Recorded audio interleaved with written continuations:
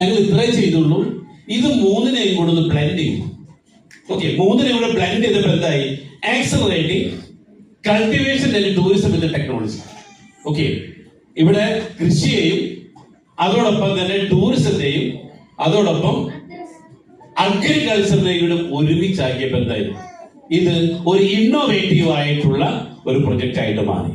അപ്പൊ ഇവിടെ ഈ നമുക്ക് പാർക്കാൻ ചന്ദനത്തോപ്പിൽ എന്ന് ഞങ്ങൾ ഉദ്ദേശിക്കുന്നത് 4 കാര്യങ്ങളാണ്. 1 ഹെൽത്ത്, ആരോഗ്യം. 2 വെൽത്ത്, സമ്പത്ത്. 3 ഹാപ്പിനെസ്, നമുക്ക് എല്ലാവർക്കും എന്ത് വേണം? ശാന്തി, സമാധാനം, സന്തോഷം, അല്ലെ?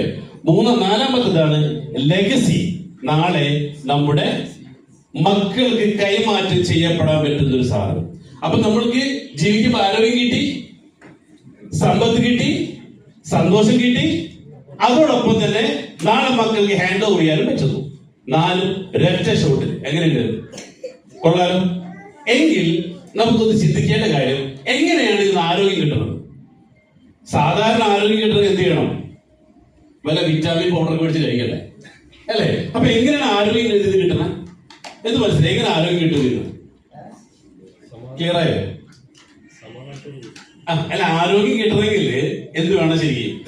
ഇത്ര പറയുന്നുള്ളൂ. പണ്ട് നമ്മൾ സ്കൂളിൽ പഠിച്ചിട്ടുണ്ട്, മനുഷ്യൻ എന്ന് പറയുന്ന നമ്മൾ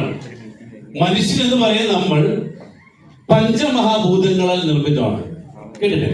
പഞ്ചമഹാഭൂതം എന്താന്ന് പറയും? ഓർമ്മയുണ്ടോ? വായു, ജലം, അഗ്നി, ഭൂമി, ആകാശം. ഈ 5 കാര്യങ്ങളാൽ നിർമ്മിതമാണ് മനുഷ്യൻ. ഈ 5 കാര്യങ്ങളും മനുഷ്യന് വേണം. എക്സാമ്പിള്, ഇതില് വെള്ളം, ജലം, 72% ജലം ശരീരത്തിന് ആവശ്യമാണ്. അപ്പൊ ഒരു ദിവസം നമ്മൾ സർക്കുലേഷൻ നടക്കണമെങ്കിൽ ഈ 72-ല് 4 ലിറ്റർ വെള്ളമെങ്കിലും നമ്മുടെ ശരീരത്തിൽ ചെല്ലണം. ഡോക്ടർമാര് പനിയായിട്ട് എന്ത് പറയും? വെള്ളം കുടിക്കാൻ പറയും. എന്താ കാരണം?